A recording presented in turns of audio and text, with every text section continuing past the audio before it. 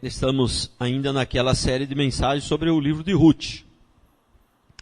São 6 mensagens, já ministramos 4. Hoje então é a 5ª mensagem, né? Domingo que vem será a última, se Deus assim o permitir, né? Então é a 5ª mensagem. E a 5ª mensagem é sobre família, né?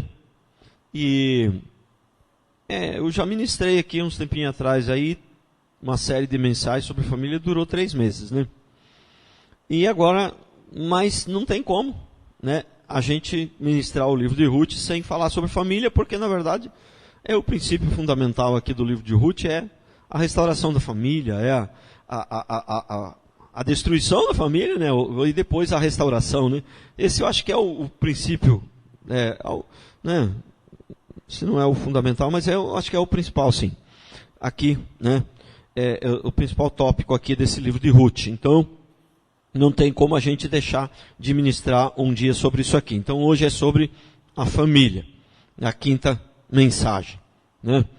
E o primeiro princípio, né, um dos temas fundamentais deste livro, até já falei, né, é o valor da família, né? Quanto vale a sua família? Você já pensou quanto que vale? 1 milhão, 2 milhões, 10 milhões? Quanto que vale a sua família? É o valor da família. E o valor da família, inclusive, é fácil, né? É fácil. Se o valor de um carro, você demora, porque você tem que ficar contando. Se a nota for de 100, vai rápido, mas se for de 10, vai demorar bastante. Agora, o valor da família é simples, é fácil, né? Porque não tem preço, né? Não tem preço.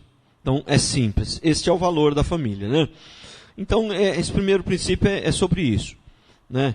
O valor da família. Então, olha aqui, ó, Ruth, versículo 3, capítulo 1, né, capítulo 3, comecei ao contrário. O primeiro versículo do capítulo 3. Né? Disse-lhe Noemi, sempre lembrando que Noemi é a sogra, né? Ruth é a nora, né? E disse-lhe Noemi, sua sogra, minha filha, não hei de eu buscar-te um lar para que sejas feliz? Irmãos, que coisa fantástica, né? E por mais que você perceba que tem um ponto de interrogação ali no final, mas tem perguntas que ela é pergunta e resposta ao mesmo tempo, sabe? Aquela pergunta que já é afirmativa, né? Então aqui ela é clara, não é eu de buscar-te um lar para que sejas feliz, quer dizer, né? É uma pergunta, mas já é a resposta. Você vai precisar de um lar para ser feliz? Vai ou não vai? Né? Então, é mais ou menos nesse sentido que ela quis dizer aqui, né? Então, embora tenha o ponto de interrogação, é uma afirmação isso aqui. Eu preciso de um lar para ser feliz. E olha, se Ruth, se Noemi, que era uma mulher de Deus, experiente nas coisas de Deus, né? E muito mulher de Deus, ela diz que para você ser feliz, você precisa de um lar. Agora, o que me chama a atenção aqui, ela não diz aqui que precisa de uma casa, né? E ela também nem diz aqui que precisa de uma família, viu? E ela diz aqui que precisa de um lar. Quando eu falo família, na verdade eu estou me referindo a um lar. Porque pode ter diferença. Tem gente aí que tem uma família, mas não tem um lar. Aí tem uma casa, mas não tem um lar. Né? Então, é um lar. Né? Uma família, o que é um lar? Uma família onde tem respeito, onde tem educação, onde a família é prioridade, onde tem amor, entendeu? Isso aí forma um lar. Né? Quer dizer, um homem, uma mulher, 2 crianças já é uma família, mas pode não ser um lar. Né? Então, quando eu, na verdade, falo a família, eu estou me referindo a uma família bem estruturada, um lar. Né? E quanto que o preço é alto da família, eu coloco família, porque não é só o lar que o preço é alto. Vale muito. A família também vale muito, ainda que não é um lar, mas ela é a coisa mais preciosa que você tem. Você pode transformar essa casa num lar, né? Ainda, né? Então, mas é muito, muito interessante isso aqui, né? Um texto assim que deixa claro. Então, eu sei que há exceções. O apóstolo Paulo não casou, né, e tal. E eu sei que, mas antes de estar mal acompanhado, é melhor sozinho. Eu sei disso, né? É preferível ficar sozinho do que mal acompanhado. Muitas pessoas usam essa frase para no sentido de amigos. Não. Não. Não. Nós temos que ter amigos. Se um que estava querendo ser seu amigo não presta, seja amigo do outro. Mas você pode ser amigo. Entendeu? Agora, uma esposa, no caso, vamos pôr, eu sou homem, vamos falar uma esposa. Não sei. Nem todos nasceram para casar, mas penso que isso é exceção mesmo. O que acontece é que muitos passaram da hora, passaram do tempo, entendeu?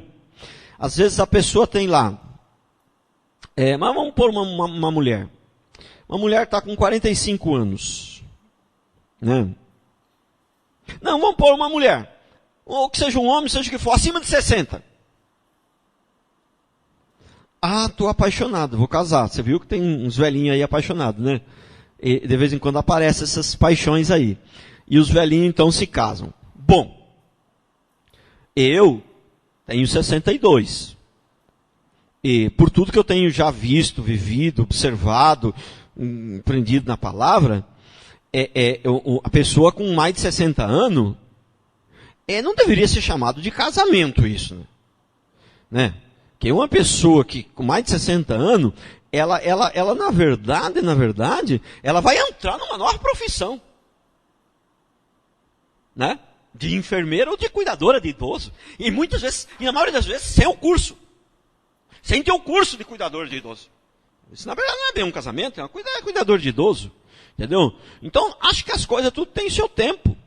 Não estou dizendo que é pecado alguém casar depois de 60, não. Não estou dizendo que é pecado, que é antibíblico. Não, não é. Se for solteiro ou viúvo, pode. O que eu estou querendo é economizar sofrimento. O apóstolo Paulo fala nisso. Ele fala, tal coisa pode, mas eu queria você economizar o sofrimento. Entendeu? E a pessoa, velhinho, eu falo, irmãos, pelo amor de Deus, né? Então, mas não precisa ter 60. A pessoa pode ter 40 e poucos, né? 45, já não dá mais para ter filho. Né? E aí o que acontece? Para arrumar um casamento é difícil, não é? Para arrumar um homem é fácil. Se ela for uma coroa meio bonita, então, aí para arrumar um homem é fácil. Mas para arrumar um casamento decente, irmãos, vocês têm que concordar comigo que é difícil. Aliás, deixa eu falar uma coisa para você. Eu cometi um agafe aqui agora. Não é difícil, é impossível. Não é difícil. Sabe, uma pessoa aí, 45, 50 anos, arrumar um casamento de verdade, coisa, é impossível se não for a mão do Senhor. Né? Se não for a mão do Senhor. Então o que acontece é que há alguns casos que é melhor ficar só, de repente já passou o tempo, vai economizar sofrimento, mas isso não é a regra. Né? Eu penso que essas pessoas, elas podem ser felizes, elas podem ir para o céu, elas podem ir para a glória, e chegar lá na glória tem um galardão muito grande, e não tem nenhum, elas não diminuem nada a elas das outras pessoas que se casaram. Mas eu penso que ela nunca será completamente feliz nesse mundo. Né? Porque a família, você quer ser completamente feliz, você tem que ter um lar. E não é uma casa só, não. Não é meia dúzia de filhos, não. Você tem que ter um lar. Porque tem lugar que tem um homem e uma mulher, tem filho, mas não tem um lar. Né? É um lar, uma família que se ama, que se respeita, que foi construído com carinho, com muita luta, com muito trabalho, com muito amor. Um lar. Né? Então, se a família, irmãos, o valor da família não tem preço. Então, nós jamais devemos colocar a nossa família em risco, né, para buscar alguma coisa. Seja lá o que for. Ouro, prata, pedras preciosas, jamais. Né? Esta família, Elimeleque, né, que depois morreu, né, ele tomou essa decisão de sair de Israel, né, e ir para Moabe em busca de pão. Não tem nada errado em você sair, embora eu acho que é uma coisa que deve ser evitada. Né? Porque a felicidade, ela não está lá, e nem lá, e nem lá. A felicidade nós fazemos aonde nós podemos fazer ela aonde nós estamos. Né? A grande vitória não é encontrar o lugar da bênção.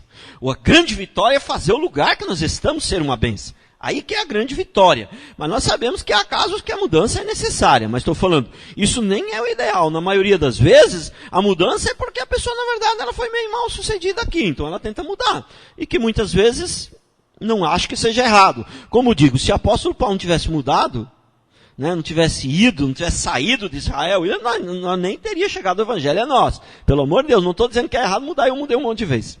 Né? Mas para começo de conversa, né? Para começo de conversa, ela te traz a mudança, geralmente ela te traz tribulação, embora em alguns casos ela é necessária. Entendeu? Veja bem, eu quando mudei de Ubatuba para Guará, eu perdi 30% do meu patrimônio. Eu não vou dizer que perdi, né? Por quê? Aí você tem que vender as coisas que você tem para comprar no outro lugar. E quando você vai vender, ninguém quer dar nada. E quando você vai comprar, e se chega numa cidade que você não conhece ninguém, você ainda paga mais caro nas coisas, porque você está meio, né? Você entendeu? Então, mudança, geralmente, quem não tem nada a perder, geralmente uma mudança não complica tanto. Mas quem já construiu alguma coisa, por isso que quem já construiu alguma coisa, dificilmente muda, né? Quem já construiu. Então, mas a questão é o seguinte, que muitas vezes a gente vai mudar para um propósito de Deus. Para um chamado, né? Poxa, aí né? É bênção a mudança. É o que eu estou falando, pelo amor de Deus. Não estou dizendo que mudar é errado. Eu mudei algumas vezes. Né? Então é o seguinte, eu estou dizendo que mudar por mudar, que sair de Israel para ir para Moabe, buscar pão, fala de coisa financeira. Né? E outra, aqui tem uma implicação aqui muito grande. Israel é a terra de Deus, é a terra do pão, é a terra da bênção. Aí sai de Israel para ir buscar pão em Moabe. Entendeu? Então eu fico muito indignado. Entendeu? Mas muito indignado. Quando uma pessoa que mora, por exemplo, vamos citar um exemplo nosso aqui. Né? Já aconteceu algumas vezes. Né? A pessoa mora aqui em Moreira, vem na igreja, é amado, está recebendo uma palavra, tem uma igreja que a ama, né? Está recebendo uma palavra correta, aí daqui a pouco, aparece um salário de 3 mil reais, ela vai embora para o Ceará. Entendeu? Irmãos, ela nem procura saber se lá no Ceará onde ela vai trabalhar tem igreja de crente. Entendeu? Rapaz, um crente, para ele se mudar de cidade, é a primeira coisa que ele tem que pensar, mas lá tem Deus naquele lugar, eu posso ir na igreja lá? Quer dizer, Elimeleque saiu de Israel, de Belém, que Belém significa, a palavra Belém significa terra, casa do pão, né? Quer dizer, pão significa dinheiro. Ele saiu da terra onde tinha abundância para buscar pão em Moabe, onde não tinha Deus. Moabe, não tinha Deus, o povo lá não cria em Deus, o povo lá cria, né, no Deus Moloque, oferecia um sacrifício de criança para as divindades lá, entendeu? Então o que acontece? Aí ele colheu o que plantou, morreu o homem, morreu os 2 filhos. Olha a desgraça na vida da família. Entendeu? E obviamente depois Deus restaurou a família. Deus tinha um propósito e permitiu tudo isso. E acabou usando isso para cumprir o propósito. Mas isso não muda o fato de que se nós cometemos erros, nós vamos sofrer. Trouxe sofrimento para a família, não trouxe? Uns morreram, né? Os homens morreram e as mulheres foi muito sofrimento. Então o que acontece? Quando nós tomamos decisões erradas, às vezes Deus acaba usando aquilo ali e para cumprimento do propósito e acaba transformando aquela coisa em bênção. Acaba, mas há um preço muito alto. Quando nós tomamos as decisões certas, nós podemos chegar no mesmo lugar e com menos sofrimento. Podemos cumprir o propósito de Deus e com menos sofrimento. Entendeu? Então, né? E Noemi voltou para a família, ela foi para Moabe, destruiu a família lá, e voltando para Israel, ali então teve a restauração da família. Porque quando a gente toma uma decisão errada e vai para um lugar que Deus não tem propósito, só dá confusão, é só prejuízo. Se você quiser restaurar, você tem que voltar. Né? Então, olha, a verdadeira felicidade, irmãos, está na família. Não podemos colocar nossa família em risco para ir buscar pão em lugar nenhum desse mundo, nem para buscar ouro, nem para buscar nada. Entendeu? Então, o que acontece? Se você vai mudar de cidade e de repente nem sabe se tem uma igreja lá, você não está botando só a sua fé em risco, você está botando a sua família em risco. Né? Está botando a sua família em risco. Você tem que pensar. Deixa eu falar uma coisa para vocês aqui. Eu não falei de manhã, que eu não gosto muito de falar.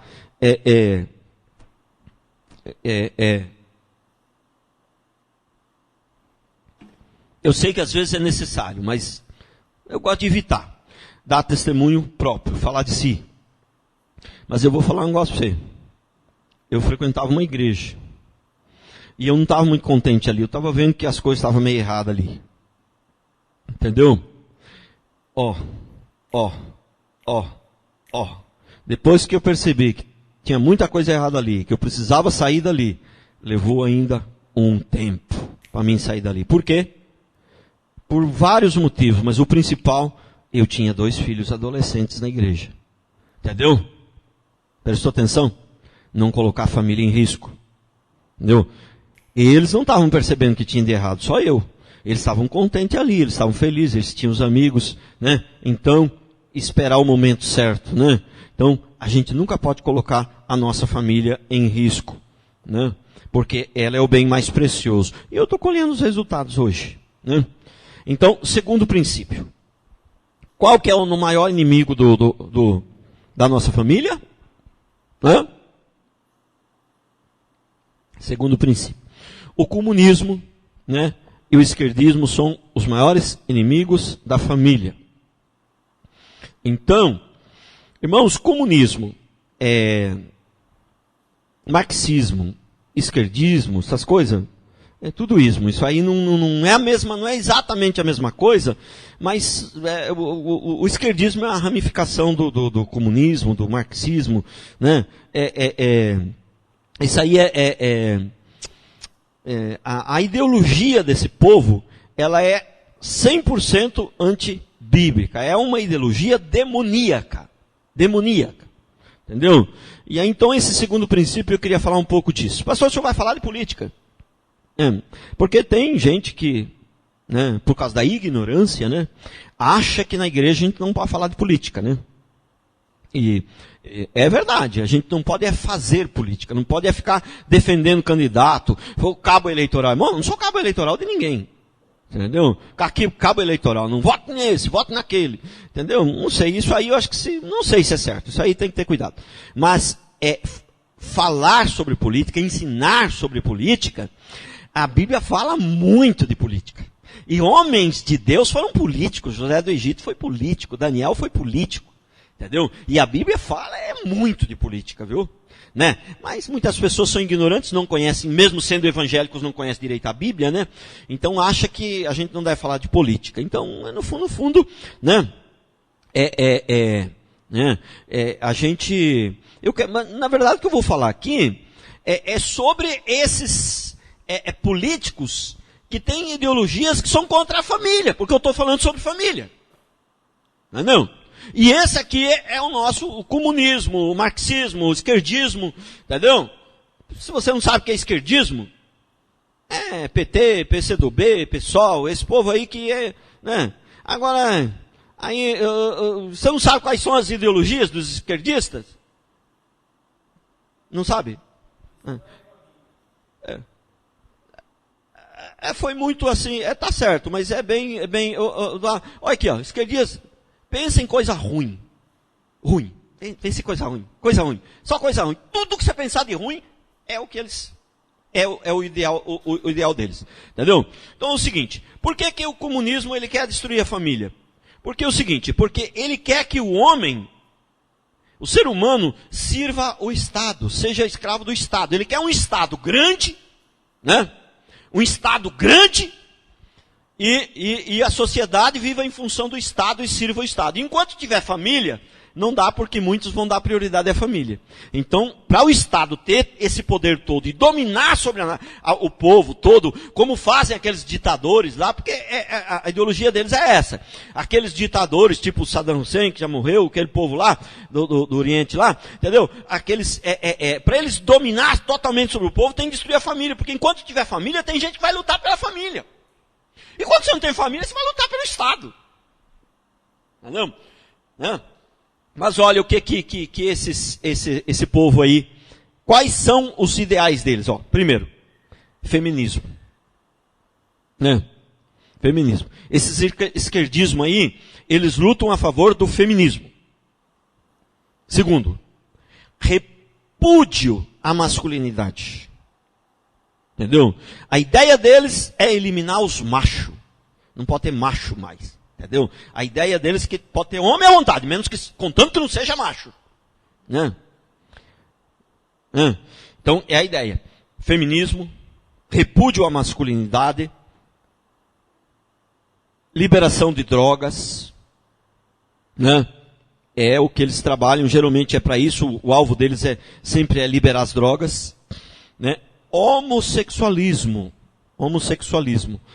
Mas você acha que os esquerdistas, o marxismo, o comunismo, eles, assim, aparentemente, parece, né?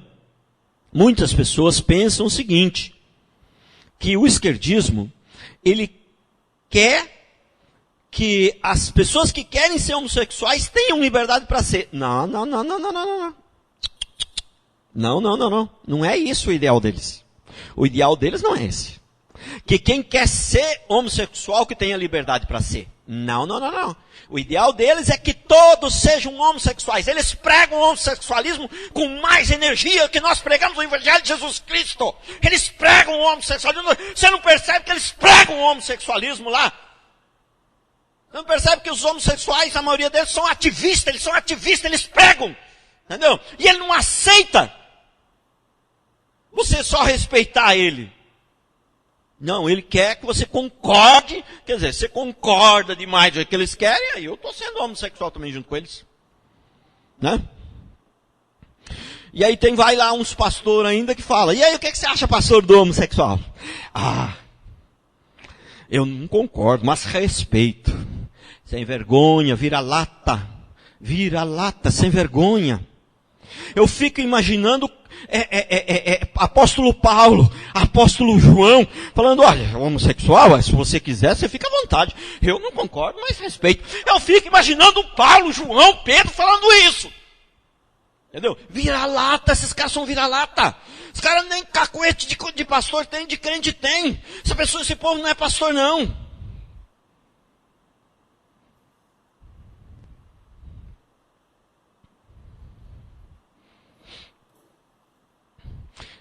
O sonho desse povo, qual é?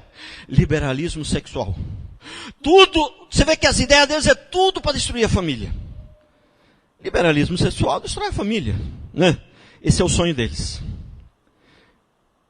O sonho desse povo, comunismo, estou falando de comunismo, marxismo, esquerdismo, qual que é o sonho deles? Qual que é o sonho? Um povo sem arma, um povo desarmado, sabe por quê? Né?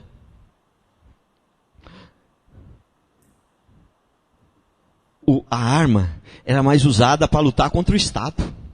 Se o povo tiver tudo desarmado e a gente assumir o poder aqui, ninguém tira nós mais daqui. Mas se o povo tiver armado, eles resolver se levantar e fazer igual fez lá na Venezuela agora, outros países aí, se eles estiverem armados fazer isso, fica complicado. Então, desarmar o povo. Desarmar o povo. Né? Desarmar o povo. E a superproteção ao bandido. Por que superproteção? Essa superproteção ao bandido. Porque a superproteção ao bandido, o que acontece? Ela afrouxa a sociedade, ela mingua a força de uma sociedade, ela mingua a força de uma nação. Uma nação, entendeu? E aí, então, o poder do Estado aumenta. Aí vem o poder do Estado para socorrer. Entendeu? Né? E da onde surgiu as mulheres pastoras? Mulher pastora, da onde surgiu? Comunismo, marxismo, esquerdismo. Entendeu? Até 60 anos atrás não existia mulher pastora. Não tem pastora na Bíblia, não tem bispa na Bíblia, não tem apóstola na Bíblia, não tem diaconisa na Bíblia. Só tem diaconisa na Bíblia, mas não é do povo de Israel. As diaconisas que tinha lá era daqueles deuses pagãos, daquelas religiões pagãs. Entendeu? Mas quando que surgiu as pastoras? Começou a haver as pastoras, né? Na década de 60 foi quando surgiu O feminismo. Foi junto com o feminismo veio essa ideia das pastoras. Né? O que é uma coisa que destrói as nossas igrejas, essa questão de pastoras. Isso aí destrói as nossas igrejas. Sabe, o macumbeiro não prejudica as nossas igrejas, porque o macumbeiro está lá no canto dele, e vai quem quer lá, entendeu? E quem vai lá já sabe que está indo lá, é coisa ruim mesmo, entendeu? Né? Agora, a pastora, né, é uma coisa terrível, porque ensina as mulheres a se rebelar contra os maridos. Eu não estou dizendo que as pastoras ensinam, só o fato de subir lá e dizer, eu sou pastora, não precisa pregar mais nada. Já ensinou as mulheres, já está dizendo, olha, a mulher você tem que mandar no marido, você tem que tomar a frente, você tem que, não é esse negócio de marido, né, ser cabeça, isso aí, não, nós não aceitamos não. É de boca fechada, ela já está dizendo, entendeu? Essas igrejas que são conduzidas por pastoras, geralmente, primeiro, é só mulher que tem, é uma meia dúzia de homem, e a meia dúzia de homens são capachos, entendeu? Não tem voz ativa, as mulheres que mandam neles. Então, vê se isso não é uma coisa diabólica. Surgiu da onde? Veio da onde? Do feminismo. Entendeu? Do feminismo. O feminismo, né, é contra a família. É contra a família tradicional instituída por Deus. Homem, mulher. Homem, cabeça da casa. Mulher, ajudadora. E os filhos caminhando, crescendo em amor e formando um lar. O feminismo, o comunismo, o esquerdismo, eles são contra a família, contra qualquer coisa que seja a favor da família. Tudo que é a favor da família eles são contra. Né? O esquerdismo ele é um Estado grande, eles querem um Estado grande, muitos direitos para o povo e poucos deveres. Você viu, o bandido tem um monte de direitos, dever não tem nenhum. Né? Você viu? Mas por quê? Porque assim eles enfraquecem a família. As estatísticas. 9 reitores, isso aqui é uma estatística. 9 reitores são filiados, os reitores, 9 reitores dessas grandes faculdades são filiados ao PT. Reitor, você sabe o que é, né? O reitor é o líder máximo ali da faculdade, né? É o presidente, não sei como é que como se fosse numa empresa, chama de presidente, né? Na faculdade é o reitor. É o líder da faculdade. Então, 9 reitores são filiados ao PT. Em 2015, 41 reitores fizeram um manifesto contra o impeachment da Dilma. Eles defenderam a Dilma. 41 reitores da maior faculdade. 41, irmãos. Significa, sabe o quê? Significa quase todos os reitores das grandes faculdades no Brasil. 41 significa quase todos, praticamente todos das grandes. Né?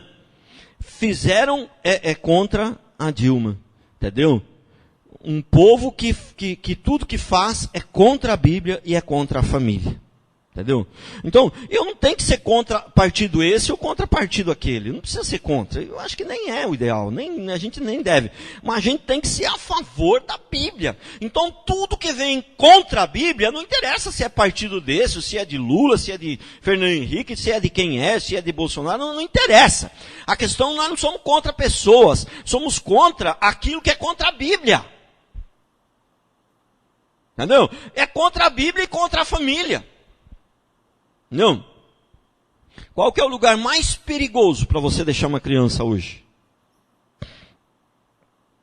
A balada é bem perigoso. A balada é bem perigoso. Né? O campinho de futebol também é perigoso. É perigoso também. Você deixar uma criança lá. O campinho de futebol também é. Né?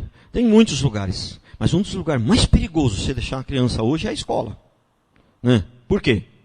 Porque a escola não está brincando ali. Ela não está brincando.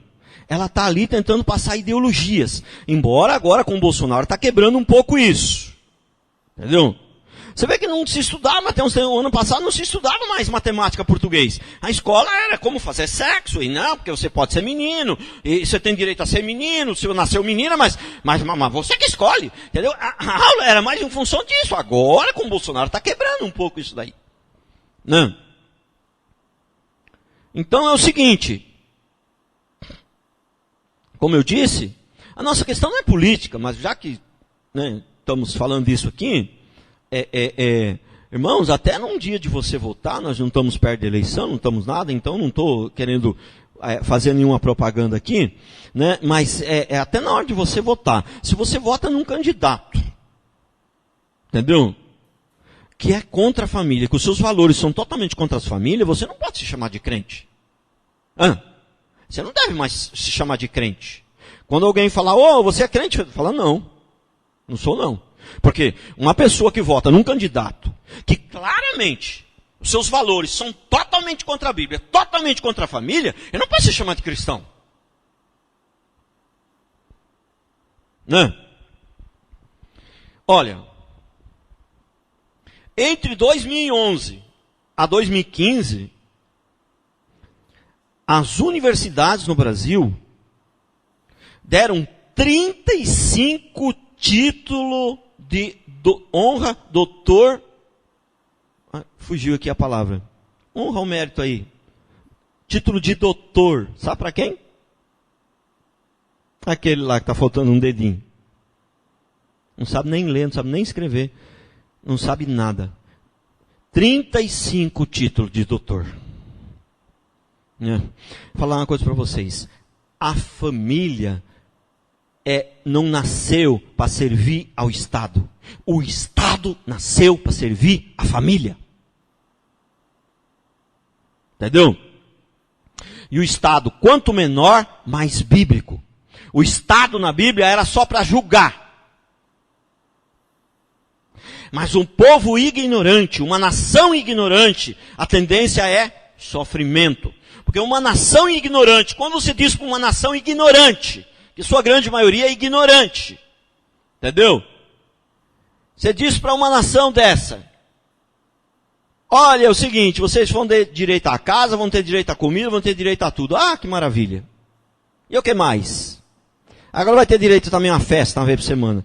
Significa cada direito desse um aumento maior no imposto, o Estado vai ficando maior, mais ele rouba você, entendeu? Quando o Estado é muito grande, essa ideologia comunista, esquerdista, é o Estado muito grande, o que acontece? Muitos impostos, entendeu? Muitos impostos, mais imposto e mais direito para o povo.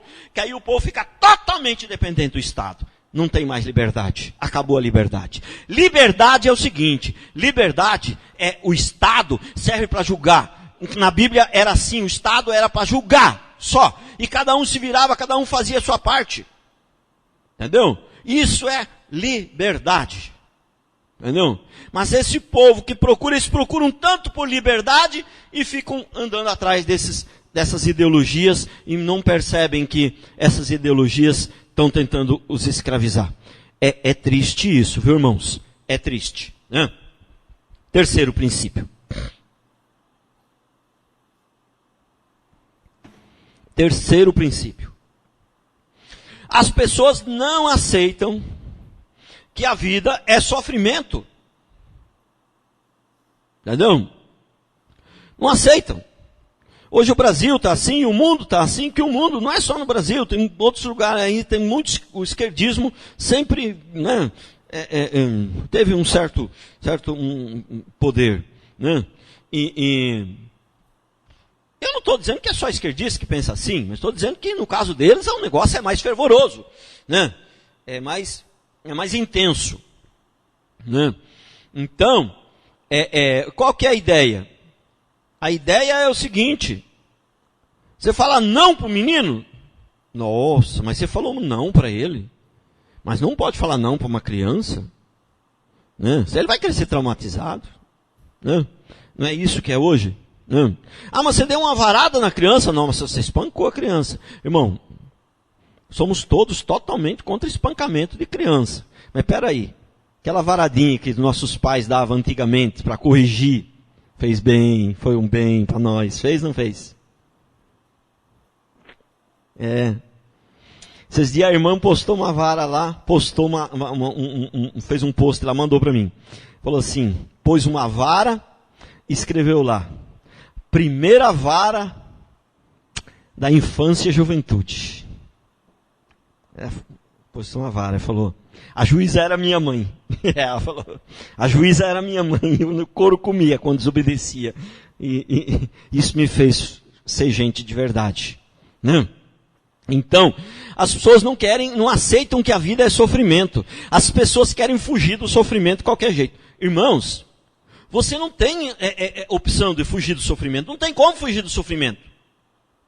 Para onde você for, ele vai atrás de você. Sabe por quê? Porque a partir do momento que o homem pecou lá no Éden, o sofrimento entrou no mundo e não tem mais como você fugir dele. Você não tem a opção de escolher, vou sofrer ou não vou sofrer na vida. Não. Você tem a opção sim de escolher, vou sofrer por uma boa causa ou vou sofrer por uma péssima causa. Essa opção você tem. Entendeu? Vou sofrer por estar sendo perseguido por bandido porque eu, eu não paguei a cocaína que eu peguei deles. Vou estar sendo perseguido por um homem brabo aí porque eu dei o calote nele e ele agora está me cobrando, quer me matar. Ou vou ser perseguido por amor ao Evangelho de Jesus Cristo, nosso Senhor e Salvador. Então nós temos a opção de escolher por qual motivo nós vamos sofrer. Mas a opção de escolher achar que o mundo não vai ter sofrimento, irmãos, isso não existe. A partir do momento que entrou o pecado no mundo, entrou o sofrimento e ninguém vai passar dessa vida sem sofrer. Então nós temos que ensinar a verdade. Eu fico pensando o seguinte. Se o marido hoje chegar para a esposa e falar a verdade, né? Porque na maioria das vezes a verdade é essa. Chegar para a esposa e falar, meu amor, tá difícil viver com você. Tá muito difícil. Tá muito difícil. O ser humano é difícil, você não é diferente dos outros, você também é bem difícil. Mas eu decidi te amar e vou ficar contigo até o último dia da minha vida. Se falar isso para a mulher, é capaz dela querer o disquete. Mas este que é o amor verdadeiro. Este que é o amor de verdade. Esse é o amor verdadeiro. Esse negócio de coisinha, né? Porque eu te amo, meu amor, porque os seus olhos, porque você é linda, porque esse cabelo, porque... mas essa roupa que você botou hoje está linda. Irmão, isso é tudo frescura, isso aí não vale nada. Amém, não estou dizendo que é pecado, você pode e tal, mas que a sua vida seja baseada nisso...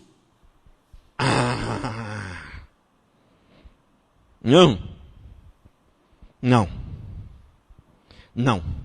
Mas ela já vai ficar brava, ela ou ele, vice-versa. É que eu, como sou homem, estou falando. Né? Mas ela vai ficar muito chateada. Mãe, você não gosta de mim, então você não me ama, então você não... ela quer.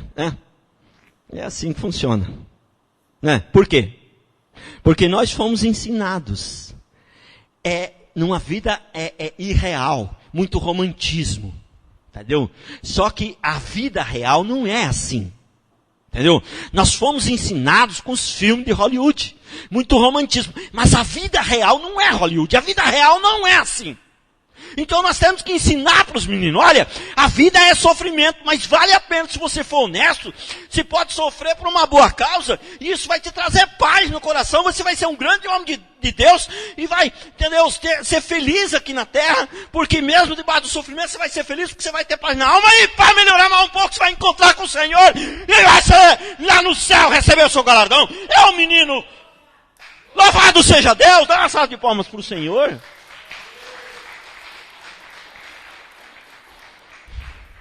Se você ensinar um menino assim, você está ensinando a ele a verdade. Ele vai ter mais capacidade para enfrentar as dificuldades. Não vai ser qualquer dificuldade que ele vai querer se suicidar.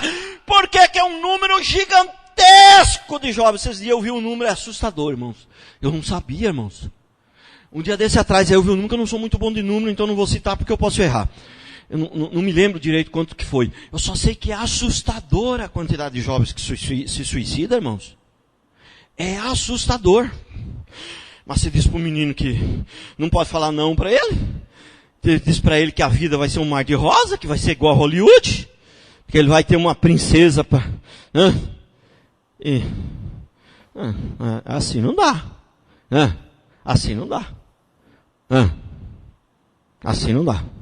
Então, Elimeleque saiu de casa, não saiu por causa de um propósito. Ele saiu para ir buscar pão e botou a sua família em risco. Não podemos colocar a nossa família em risco. O propósito está acima do bem-estar. O propósito, as pessoas fazem tudo para o bem-estar. Mas, cuidar da sua família, que é o propósito de Deus, tem para a sua vida. Eu sei que muitas vezes, além da família, Deus tem um propósito maior. Vou citar um exemplo. A minha pessoa. Além da família, Deus tem um propósito maior em ser pastor. Mas você prestou atenção? Você prestou atenção? Para que esse propósito maior se cumpra, eu tenho que botar a família em primeiro lugar. Porque quem não tem uma família é educada no caminho do Senhor, não tem um só marido, uma só esposa, filhos que seguem o Senhor, a Bíblia diz que não está apto para servir. Prestou atenção? Então, lógico que muitas vezes Deus tem um propósito maior, né? Você não veio só para botar o filho no mundo e cuidar dele, você tem um propósito maior. Mas a família é que vai te dar a base para isso, que vai te sustentar. Se você falhar na família, esse propósito também falha. Né?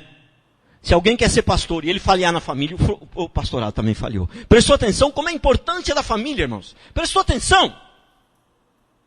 Né? Prestou atenção? Ah, pastor, mas eu já não conhecia Deus, eu já fiz tudo meio errado. E agora, como é que eu faço? Você já viu aquela pessoa que quer consertar o que não tem conserto? Já viu? Não, mas Deus é Deus do impossível. Deus é Deus do impossível? É Deus do impossível quando depende só dele, mas tem coisa que depende de você e você já fez tudo errado e não tem mais volta. Porque ele é Deus do impossível, mas ele cumpre a sua palavra, ele segue a sua palavra. Na sua palavra está escrito determinadas coisas. E aí ele fala, se você fizer isso, vai acontecer aquilo. Entendeu? Se você casou, largou, aconteceu aquilo. Então, mas tudo bem, você não era crente, né, e fez tudo errado, e agora, não tenta querer consertar o que não tem conserto. Vamos fazer o correto da agora para frente e para trás. Vamos contar com a misericórdia de Deus, porque Deus é misericordioso sim. Entendeu? Deus não tem misericórdia daquela pessoa que está atolada no pecado, não quer mudar, aí não tem misericórdia não. Não. Mas quem, né, fez tudo errado, se lambuzou no erro e tal, e agora depois arrependeu, está para a igreja, irmão, você pode ser um vencedor, você pode ser tanto quanto o outro. Deus vai avaliar a sua fidelidade daqui para frente. Do tempo que você não era crente, o tempo que você não conhecia direito, Deus vai ter misericórdia. Entendeu? Então não adianta querer o orgulho, mas muitas vezes é o orgulho, né? Por causa do orgulho, a pessoa não quer ficar por baixo. Se for para ficar por baixo, fica por baixo, irmão. Fica por baixo. Fica por baixo. Está escrito lá que segundo casamento não pode ser pastor? Não tem. Abro mão do meu ministério, fico por baixo, mas vou servir a Deus do mesmo jeito. Tá, o que vai acontecer? Chegar lá na glória, entendeu? Fala, não, esse aí foi fiel. Esse se humilhou, né, mas fez o certo. Vai receber o galardão grande. E aqueles que não querem ficar por baixo lá, quer mesmo estando errado, tendo quebrado o princípio, quer ficar por cima, isso aí vai chegar lá, vai ter a maior decepção. Vai ter a maior decepção. Entendeu? Então, ó. Ninguém deve sair em busca de felicidade, irmãos. Ninguém. Ninguém deve sair em busca da felicidade. Porque a felicidade a gente tem que trazer onde a gente está. É melhor do que achar o lugar da felicidade, é melhor do que achar o lugar da bênção, é a gente fazer o lugar que a gente está ser uma bênção. Viu? Porque quando você muda de lugar, o problema ele vai com você. Se tiver problemas, eles vão com você. Né? Eles vão junto. Né? Então, ó, a família de Noemi foi restaurada quando voltou para a sua terra. Quando voltou, na verdade, para Deus. Né? Porque as duas noras, a Bíblia diz que as duas noras vinham voltando junto também. E elas choraram. Desesperadamente não, mas choraram, né, arduamente ali, as duas noras. Porque elas amavam, mas uma delas não teve a coragem de continuar. Voltou para a sua terra. E a Bíblia diz que voltou para os seus deuses. Quer dizer, Moabe, não tinha Deus Moabe. Né? Não me entendam mal. Deus está em todos os lugares. Não existe um lugar que não tem Deus. Mas o povo ali não tinha Deus. O povo ali não tinha como seguir a Deus de Moabe. Né?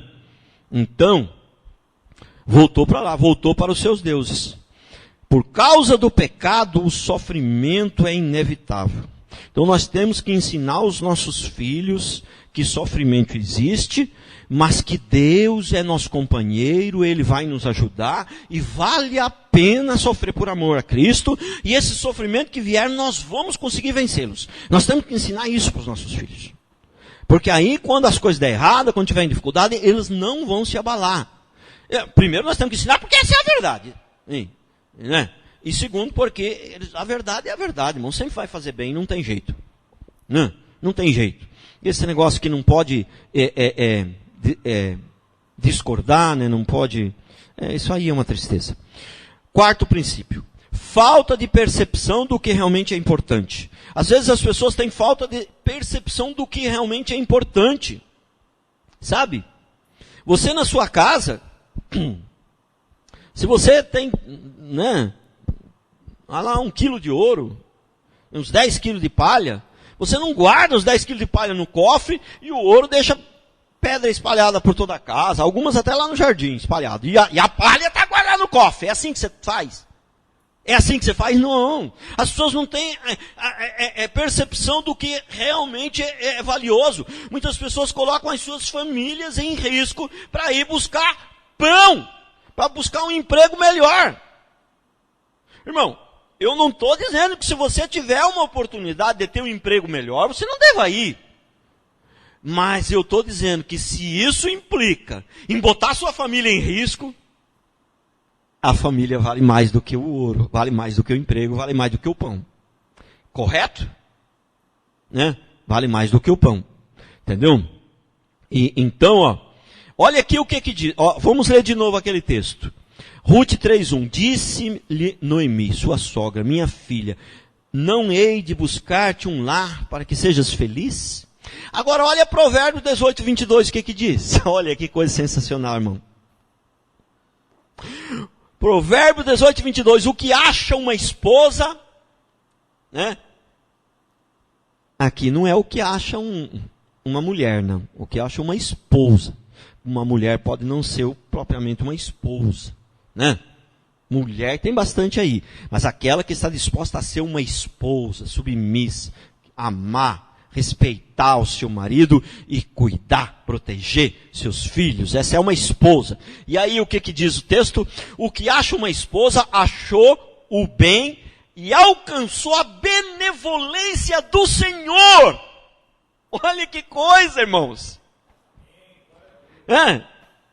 Que acha uma esposa, achou o bem e alcançou a benevolência do Senhor.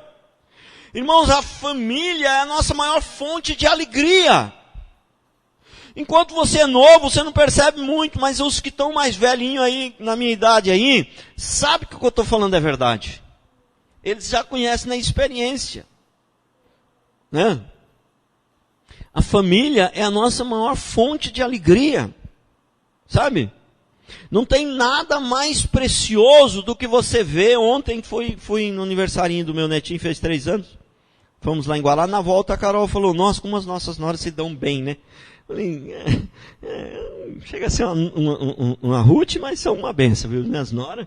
E como é maravilhoso, as noras se dão bem, os filhos se dão bem, os netinhos ali bem educados. Existe alegria maior do que isso? Existe maior do que isso? Não existe. Não existe. Né? Não existe. E eu gosto tanto dos irmãos, entendeu? Que quando eu marco, às vezes, para ir passear com o irmão, eu não vejo a hora de chegar o dia que a gente marcou. Entendeu? E tem hora que parece que a gente gosta dos irmãos, né? E praticamente como se fossem filhos mesmo, né? Praticamente como se fosse a família da gente. E num certo sentido a gente gosta mesmo, como se fosse a família. Agora a família você tem mais compromisso. Mas por que a gente gosta tanto dos irmãos? Também. Porque, na verdade, aqui também é uma família. É a família espiritual. Agora, aquela família de carne, você tem um compromisso maior com ela. Né? Então, a igreja que vai crescer, de repente, não sei se vai dar para ir no aniversário dos menininhos da igreja, de todos, ela crescer. Mas dos meus netinhos vai ter que ir, não vai ter jeito. Né? Prestou atenção? Então, tem algumas diferenças, né? A gente tem um compromisso maior com a família de carne e osso, entendeu? Mas essa aqui também é uma família. Né? E eu, Na verdade eu sempre soube disso, mas uns tempinhos para cá, isso tem fervido aqui na minha mente, como Deus tem me cercado de pessoas boas, gente boa. Gente boa. E eu fico pensando, Deus trouxe esse povo, que eles são bacana mesmo, ou é a pregação da palavra que transforma? Eu acho que é as duas coisas, né? Porque a pregação da palavra correta, ela também transforma as vidas das pessoas. Ela transforma, torna pessoas que não eram nem tão agradáveis assim, a pessoas mais agradáveis, né? Quando a pregação é verdadeira. Então, ó, família é uma das maiores, eu acho que é a maior, fonte de alegria, né? Então, não podemos colocar nossa família em risco. Família é sofrimento físico, muitas vezes, na maioria das vezes, né? Família é sofrimento. Você deixa de dormir, a mãe deixa de dormir, a mãe faz uma cirurgia, abre a barriga, você entendeu? Para tirar o bichinho de lá, fica aquele enorme de gorda, muda o seu corpo a partir de uma gestação, ou 2 ou 3, quando é 2 ou 3, então muda, ela já fica diferente, já se olha, é uma mulher, você vê que não é mais uma mocinha, entendeu? Tudo por amor, fala que não é sofrimento, entendeu? É sofrimento, irmão. Aí a criança tem cólica, 3 meses sem cólica, não dorme de noite, irmão. Aí a mãe, o pai que foi trabalhar o dia inteiro ainda tem que ficar acordado também, porque a criança chora, a mãe tem a obrigação de cuidar ali na hora, mas ele acaba não dormindo também. Irmão, é sofrimento. Entendeu? Né?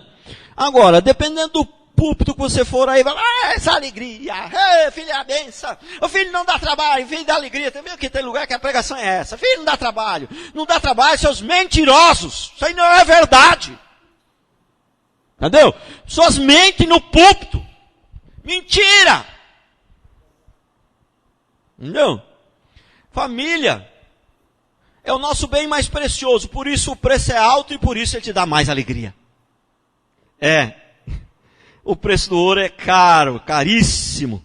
Quando alguém consegue comprar, fica feliz, dá uma alegria tão grande que conseguiu comprar, né? A família é assim, o preço é caro, mas te dá alegria, porque o preço é caro, por isso que dá alegria, porque é algo que é valioso, né? Então, nós temos que estar dispostos a pagar o preço. Para encerrar, que hoje tem a Santa Ceia também, né? E para encerrar, o último princípio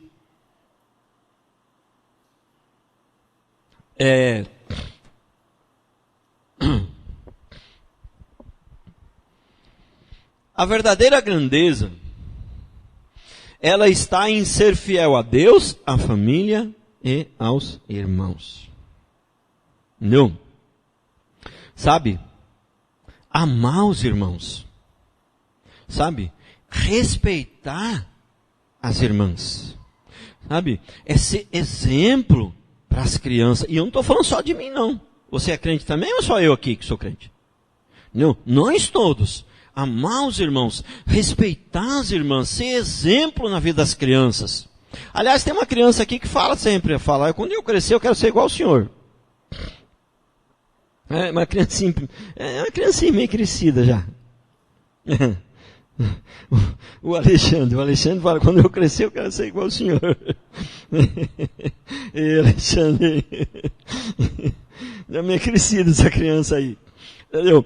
Então, irmãos, ser exemplo, respeitar, mas respeitar. Tem até a igreja que o homem senta de um lado e a mulher senta do outro, né? Como uma atitude de respeito, né?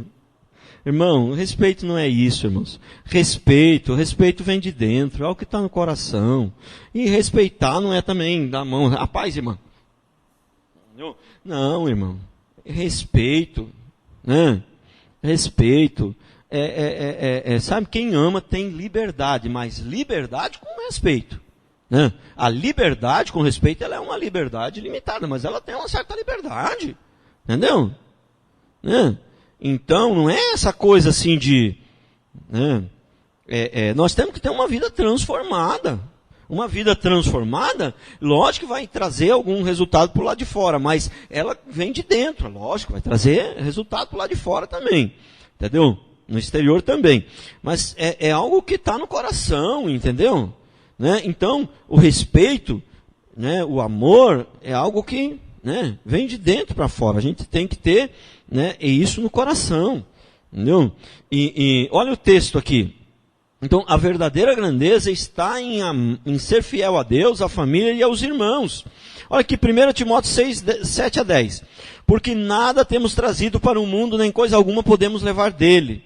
Tendo o sustento com que nos vestir, sejamos contentes. Ora, os que querem ficar ricos caem em tentação e cilada. Quem quer ficar rico cai em tentação. Quem quer ser grande também é a mesma coisa, o princípio é o mesmo. Quem tem muito desejo de grandeza, né? Vai cair em tentação e muitas concupiscências insensatas, perniciosas, os quais afogam os homens na ruína e perdição. As quais afogam os homens na ruína e perdição. Porque o amor do dinheiro é a raiz de todos os males. Alguns nesta cobiça se desviaram da fé e a si mesmos se atormentaram com muitas dores. Né? Alguns dizem, né? Não, desejar, querer ficar rico não é pecado. Pecado é amor ao dinheiro. Mas o próprio texto aqui, se você for avaliar o contexto, né? Ele diz no versículo 10, né, que o amor ao dinheiro é a raiz de todos os males, né, e que as pessoas acabam se desviando nisso. Mas o que é o versículo anterior? Vamos avaliar aqui o contexto. Né? O que é o amor ao dinheiro? O amor ao dinheiro é querer ficar rico, é o que fala o texto anterior. Né? Querer ficar rico, quer dizer, eu não diria assim querer, mas um desejo assim meio ardente de ficar rico, e esse é o amor ao dinheiro. Né? Então, mas se eu não desejar ficar rico, eu nunca vou ficar. É aí que você se engana. Só consegue ficar rico quem não busca.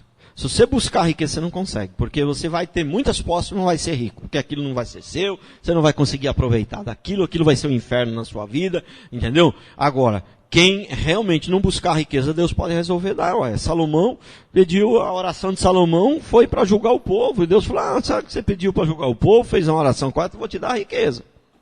Não. E tem tantos, poderia citar tantos outros casos aí. Não.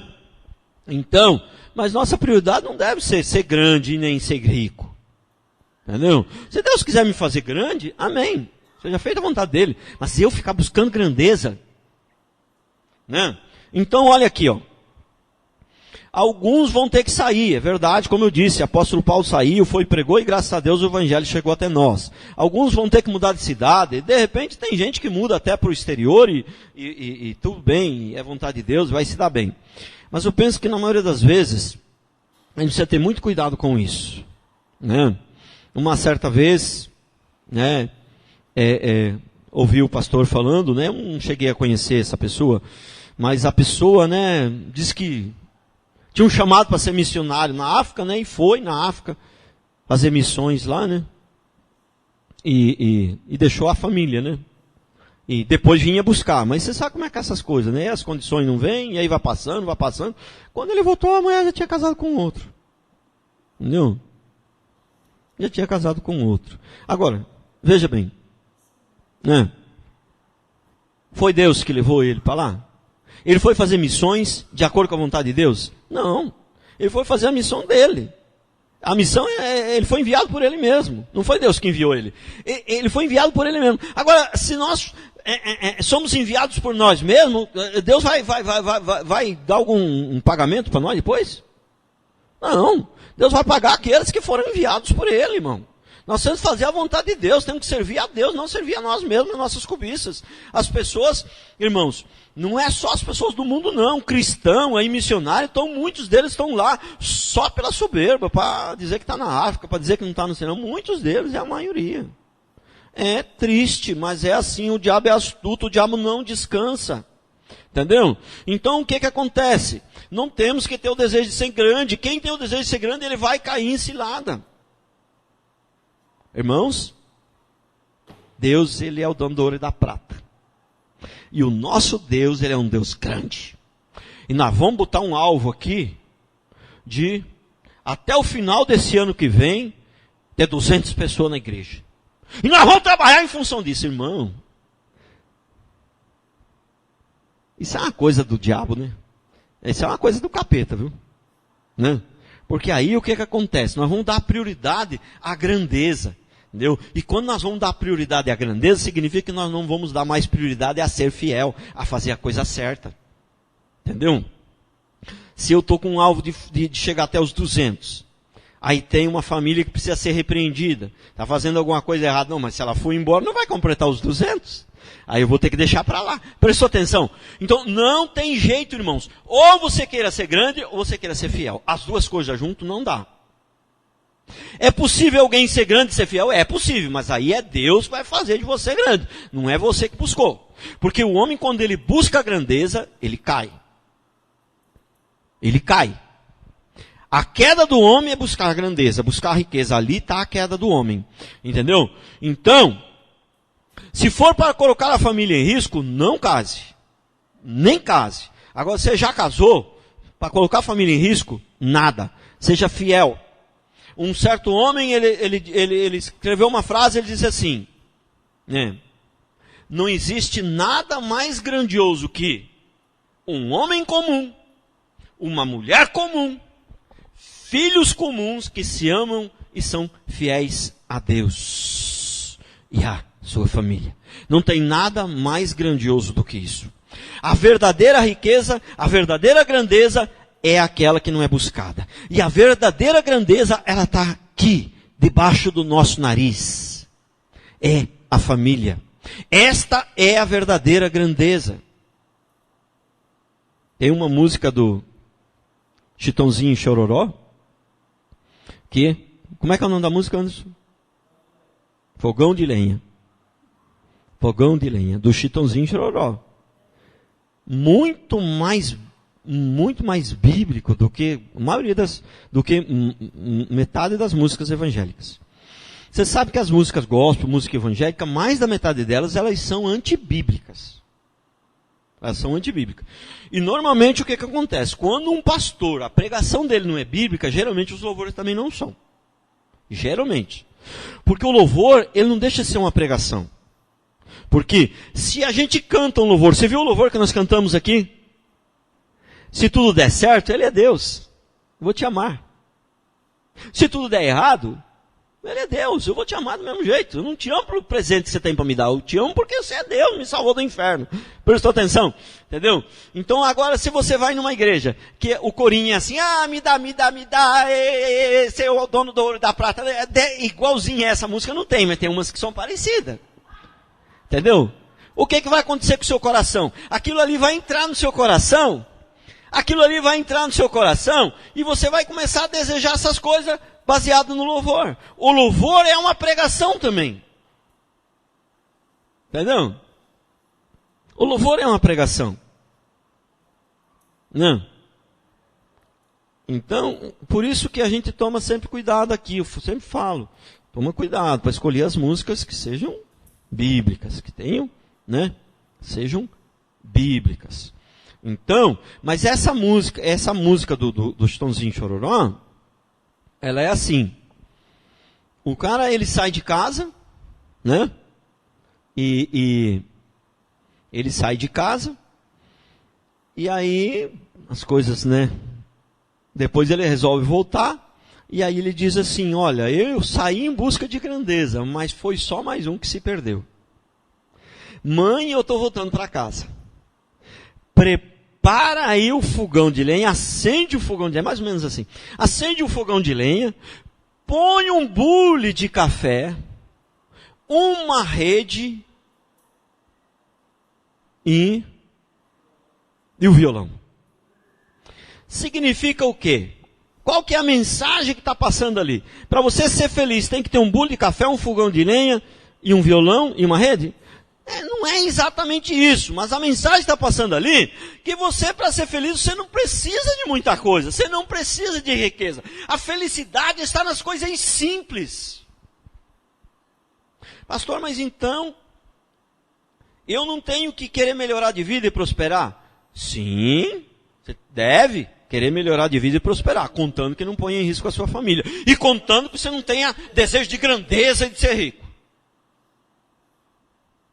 Entendeu? Né?